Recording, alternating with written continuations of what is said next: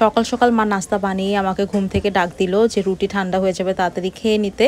তো এখানে আগের দিনের গরুর মাংস ছিল, সেটা দিয়েই আজকে নাস্তা করছি। আর সাথে শ্যামাই ছিল, শ্যামাই দিয়ে রুটি পরোটা খেতেও কিন্তু আমার অনেক পছন্দ। অনেকে এই কম্বিনেশনটা পছন্দ করে না, যেমন আমার হাজব্যান্ড, বাট আমার কাছে অনেক ভালো লাগে। এরপরে মা একটু বের হয়েছিল, বড় খালার বাসায় গিয়েছে আর আমাকে দেখিয়ে দিয়ে গিয়েছে কি কি রান্না করতে হবে। বাট আমি তারপরেও না ডিপ খুলে কিছুই খুঁজে পাচ্ছিলাম না, মাছ খুঁজতেছিলাম কিন্তু পাচ্ছিলাম না। এরকমই হয়, যেখানে থাকি না সেখানে হুট করে আসলে কাজও বুঝি না, আর কোনটা রেখে কোনটা করবো সেটাও বুঝি না। আর আমার আম্মুর বাসায় তো একদমই ছোট সংসার, আমরা মানুষ মাত্র 2-3 জন। তো সেখানে কাজ গুছানো অনেক ইজি, বাট এইটা হচ্ছে কি একদম বড় সংসার। তো এখানে আসলে আমার সব কাজ গুছাতে একটু প্যারা লাগে, স্পেশালি যদি মা না থাকে। মা থাকলে আমাকে সব কিছু কেটে কুটে এগিয়ে দিয়েছে, আমি জাস্ট চুলায় রান্নাটা করি। বাট আজকে সব আমার A to Z করতে হয়েছে, একটু প্যারা লেগেছে। ঘুম থেকে উঠতে আজকে অনেক দেরি হয়ে গিয়েছিল, কারণ আমি অ্যালার্ম না দিলে নিজে থেকে উঠতে পারি না। আর বাড়িতে আসলে আমি অ্যালার্মও দিই না, মা যখন ডাক দেয় তখনই উঠি, কারণ আমার তেমন কোনো কাজ থাকে না। আর এমনি তো বাসায় থাকলে একটা কাজের ডেডলাইন থাকে, বাট এখানে তো এরকম কিছুই না। রান্নাটা বসিয়ে আমি ঘরটা একটু গুছিয়ে নিব। এমনিতে আমি ঘুম থেকে উঠে এই কাজগুলো করি, বাট আজকে যেহেতু দেরি হয়ে গিয়েছে সো এখনই করে নিচ্ছি। মা বলে গিয়েছে আমার হাজব্যান্ডকে দিয়ে যেন আজকে ওয়াশরুমটা পরিষ্কার করাই, আর আমাকে না করেছে যাতে আমি না করি, কারণ আমি যদি স্লিপ কেটে পড়ে যাই তাহলে কি হবে।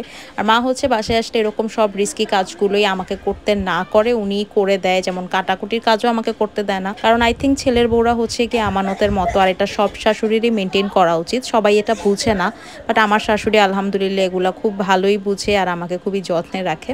এনিওয়েজ, এখানে আমার হাজব্যান্ড আমার কাপড় ছড়িয়ে দিচ্ছিল, এই জন্য ওর বোনরা সবাই ওকে নিয়ে হাসাহাসি করছে, ভিডিও করছে, কারণ ও বাড়িতে আসলে কিন্তু আমার অনেক কাজই করে দেয়। আমার বাসায় ও কোনো কাজই করবে না, বাট এখানে আসলে আমি যেটা বলবো সেটাই করে দেয়, কোনো কিছুতে না করে না। যাই হোক, লাঞ্চের পরে আমরা চলে আসলাম মোহাম্মদপুরে।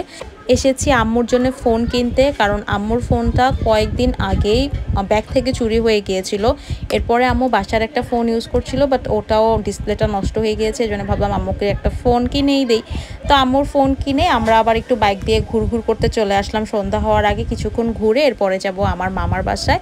আমার মামার বাসায় আম্মু এবার ঈদ করছে। আম্মু এবার ঈদে একা নেই, অন্য সময় আম্মু ঢাকায় একা থাকতো আমি যদি শ্বশুরবাড়িতে আসতাম, বাট এইবার আম্মুর ভাই বোনদের সাথে আমার মামার বাড়িতে ঈদ করছে। সো এই তো একটু ঘুরু ঘুরু করে আম্মুর জন্য ফোনটা নিয়ে গেলাম। আর আম্মুর ফোনের কালারটা অনেক পছন্দ হয়েছে, আম্মু বারবার বলছিল যে এই কালারটা আমার অনেক পছন্দ। আর পিছনের ক্যামেরা তো আজকাল অ্যান্ড্রয়েডের আইফোনের মতোই হয়।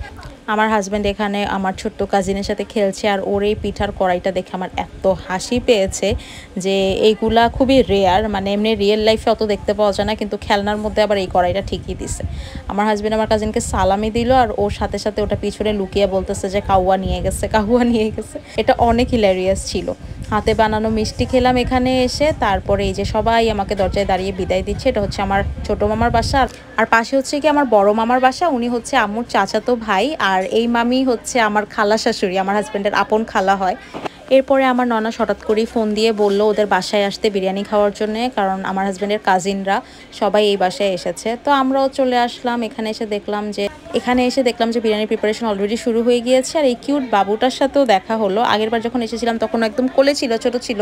এটা কি আমার ননাসের জায়ের মেয়ে।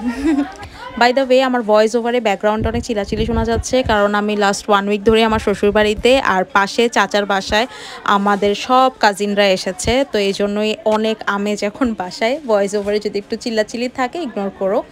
আর তারপরেই তো বিরিয়ানি সার্ভ করে দেওয়া হলো, আমরা সবাই মিলে গোল হয়ে খেতে বসলাম। আর বিরিয়ানিটা আমার কাছে অনেক মজা লেগেছিল। একটু আঠালো আঠালো বিরিয়ানি না আমার পছন্দ, কেন জানি একদম ঝরঝরা তেলতেলা বিরিয়ানির চেয়ে। সবাই মিলে মজা মজা করে খেলাম, লাস্টে দইও খেলাম। এরকম খাওয়ার পরে প্লেটে নিয়ে দই খেতেও আমার অনেক ভালো লাগে। That was it for today's blog. Good bye and take care.